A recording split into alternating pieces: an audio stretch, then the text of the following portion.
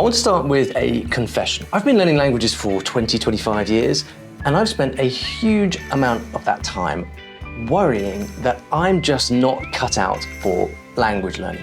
I don't have the language gene. I'm not built for languages like some other people are. And the funny thing is, I know how ridiculous that sounds because I'm the language guy. On paper, I've learned 8 languages. I've written 25 best-selling language books. I've helped hundreds of thousands of people to learn languages. But see, at the beginning, I really struggled because my language learning journey was basically one of a lot of mistakes. A lot of mistakes, a lot of frustration. While other people I saw, especially on the internet, seemed to just get it and speak dozens of languages, I was just kind of making mistakes, feeling pretty average. And so I'm making this video because I don't want you to waste time on language learning like I did, bouncing between methods, doubting yourself, wondering if you're just not cut out for language learning or whatever. See, if you don't know me, my name's Olly Richards, and I have made every mistake in the book. And so if you're starting from zero, well, this is the language learning guide that I wish someone had handed me, a blueprint for what to do from day one as a total beginner all the way to having my first real conversations in a new language. With all the languages I've learned, all 8 of them, I followed essentially the same blueprint. And it's the same approach used by a different guy who failed 5,126 times before becoming a billionaire. We'll get to him in just a minute. So by the end of this video, you're going to know exactly what to do to learn a new language and in what order, and what to do when things get messy and you feel like giving up.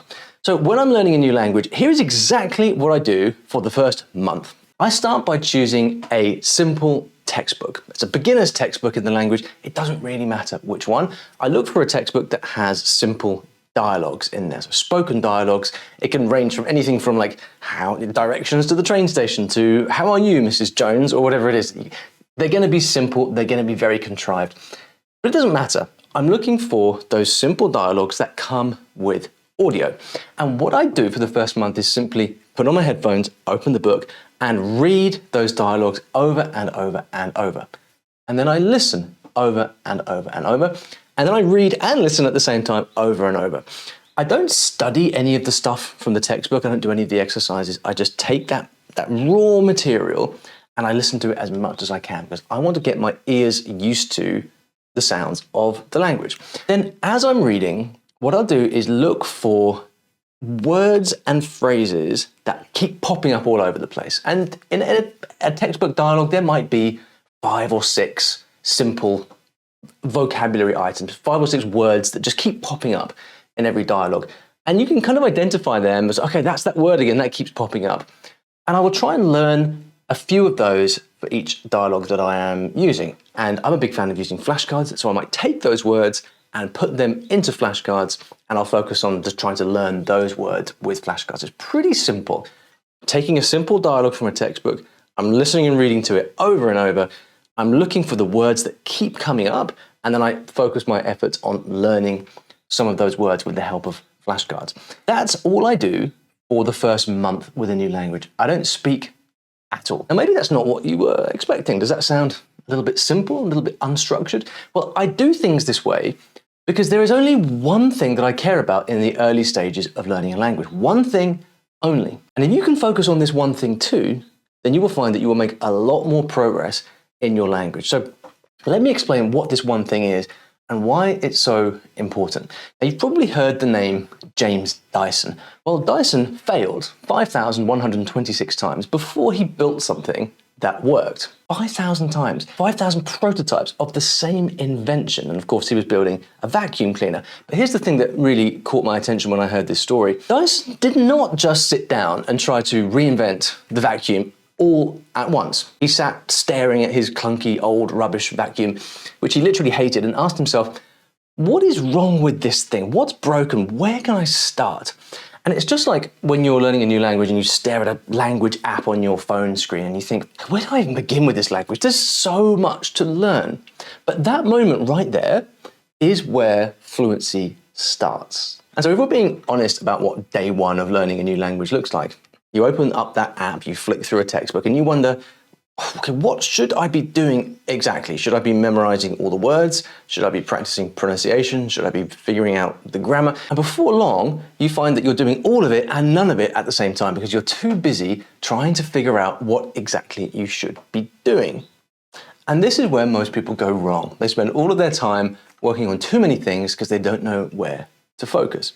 But actually, being a beginner is a superpower if you know what to focus on. And that's why I love the beginning stages of learning a new language, because I know what to focus on and I can make a lot of progress really fast. So Dyson wanted to build a better vacuum cleaner because his old one sucked. Well, actually, it didn't suck enough, if you follow my drift, but you get the idea. And he focused on just one thing, the basic airflow system. He called it a cyclone system. Now that's something that could work. And he started testing it in real world conditions. He built cyclone prototypes in his shed for 5 years. Things got messy. Him and his wife, they lived on borrowed money, new materials, new shapes, new designs, over and over again. More than 5,000 versions, until one day, version number 5,127 worked.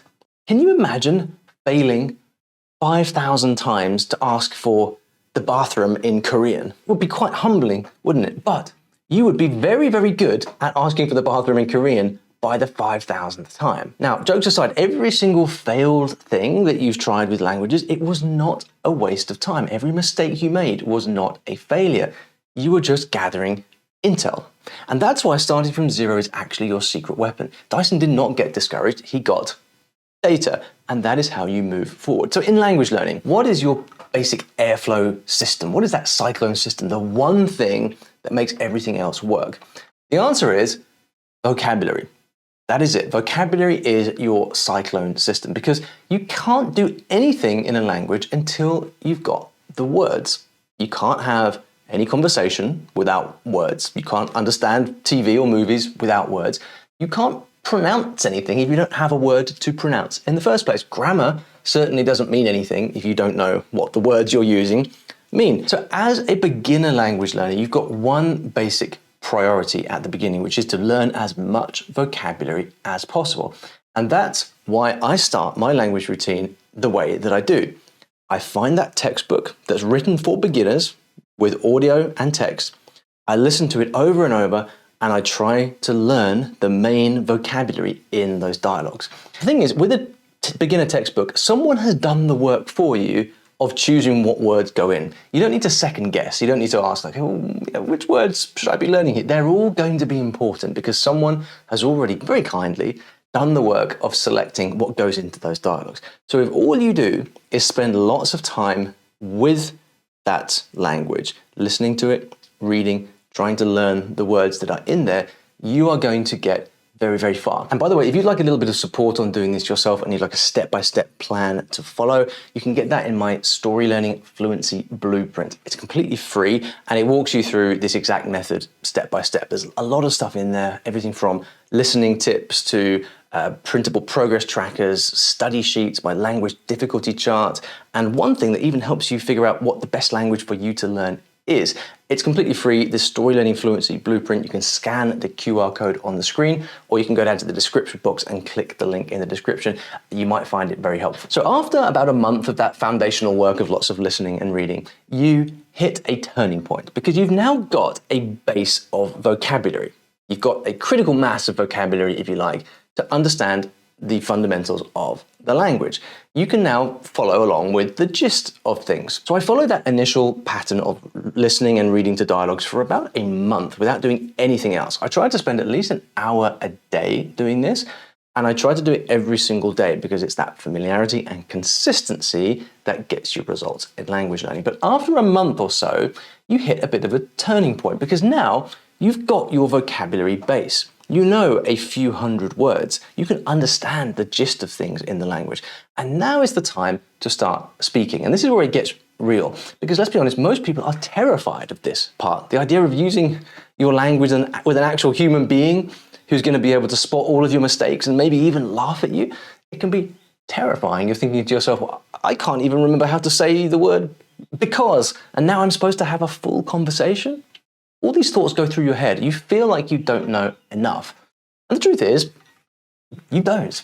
But that panicky feeling usually comes from simply comparing yourself to other people. You can see people chatting away in fluent Spanish and suddenly you feel inferior, like you're already behind. But you are never behind. You are right on track for where you need to be. And so with every new language that I learn, while I spend the first month mostly in silence, just listening and reading, after around a month, I always force myself to start speaking because I know there is no such thing as the perfect time. You never feel ready, and so starting is the most important thing you can do. So how do you actually do that? Well, what I like to do is language exchanges. So I will look for people who speak the language that I'm learning and who want to learn my language or another language that I speak. And I will meet with this person 2-3 times a week if possible, if we're close by.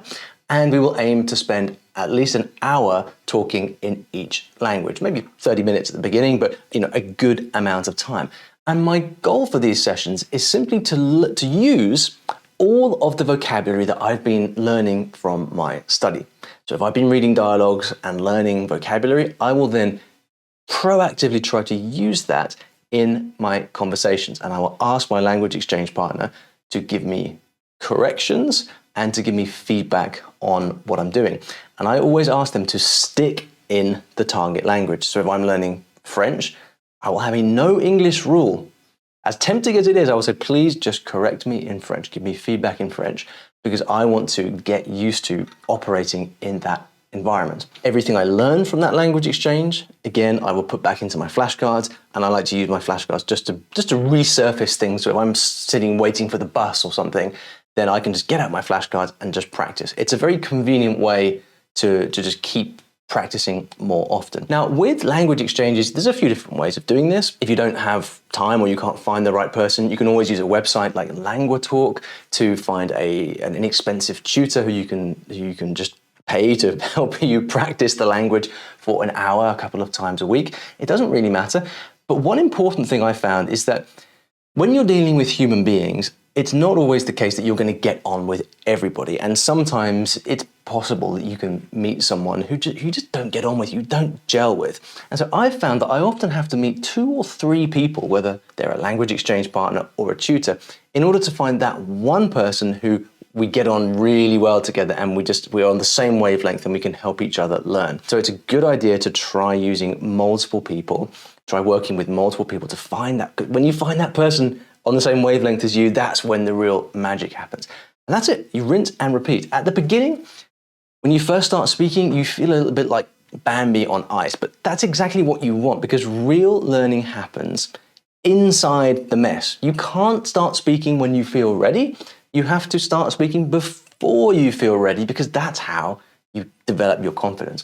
Now, Dyson knew this too. He didn't wait till his invention was flawless. He took it out into the world to real shops, real people. He didn't send emails. He just turned up at hardware stores with his prototype and said, let me show you how this works. Every time he received a no, that taught him something about why people weren't interested. And so slowly his invention got better. And that's what speaking does for your brain. There's no perfect setup. There's no safety net, just you and the language.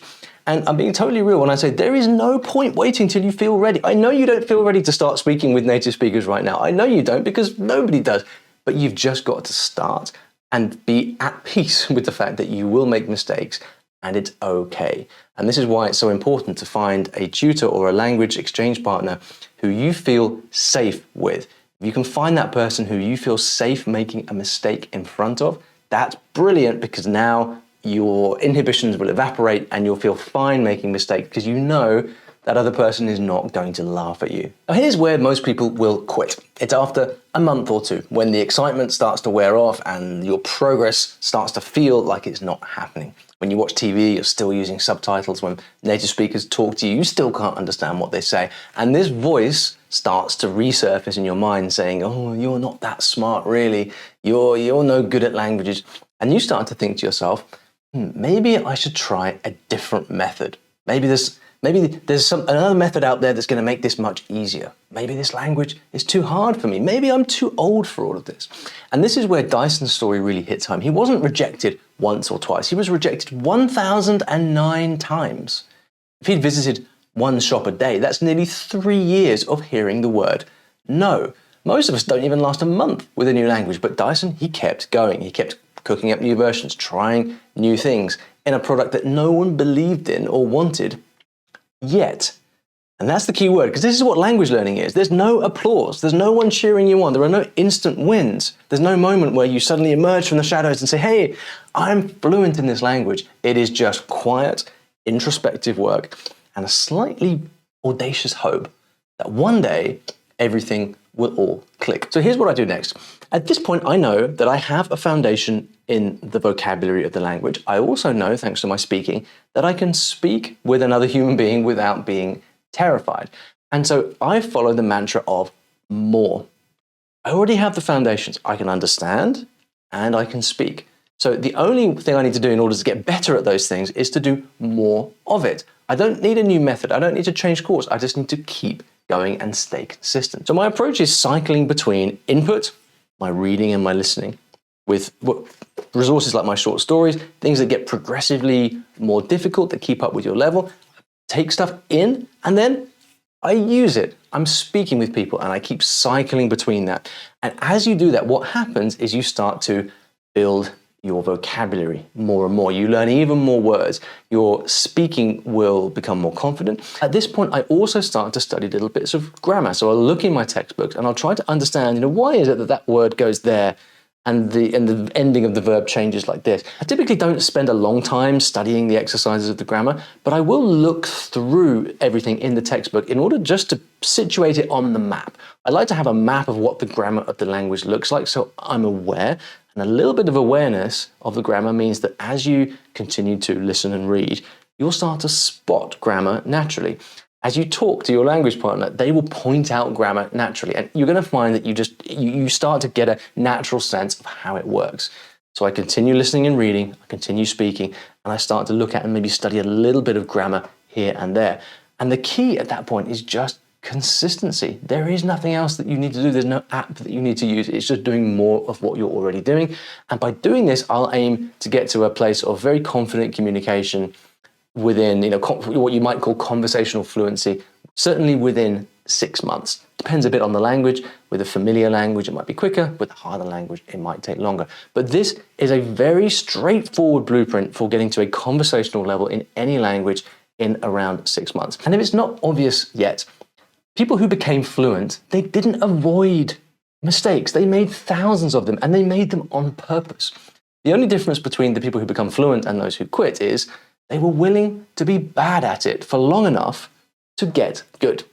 Dyson only needed one yes, and that one yes turned into a design award in Japan, and then a contract, then a company, and eventually he became a billionaire. He's not just building vacuums, he's got hair dryers, air purifiers, you name it, and the hair dryers are actually pretty good. This guy's he's basically a vacuum polyglot, and it all started with 5,126 failures, all because he kept going when it wasn't working. And that is how breakthroughs happen in invention and design, but also in language learning. He only needed one yes, and so do you. So picture this, you're in a cafe in Barcelona, you order your coffee, you chat with the barista about the weather, complain about the tourist crowds, and then it hits you. You just had an entire conversation in Spanish without thinking about it. Your heart starts racing, not from panic, but from pure adrenaline. This time, you weren't translating in your head, you weren't searching for words, you were just talking like a real human being. You walk out of that cafe with this silly, childlike grin on your face, practically floating down the street, thinking, I can't believe I just did that. I actually spoke Spanish and I didn't have to stop and translate and all that stuff. But you'll never get that moment, that rush, that feeling of your brain clicking into place if you quit after attempt number 3. You've got to stick with it. And once you start practicing daily, there's a fantastic 15-minute daily routine you can follow, which is in this video over here. This routine, it creates fluent speakers with a whole lot less effort. And most language teachers don't really like this routine. All the more reason for you to click the video and find out what it is.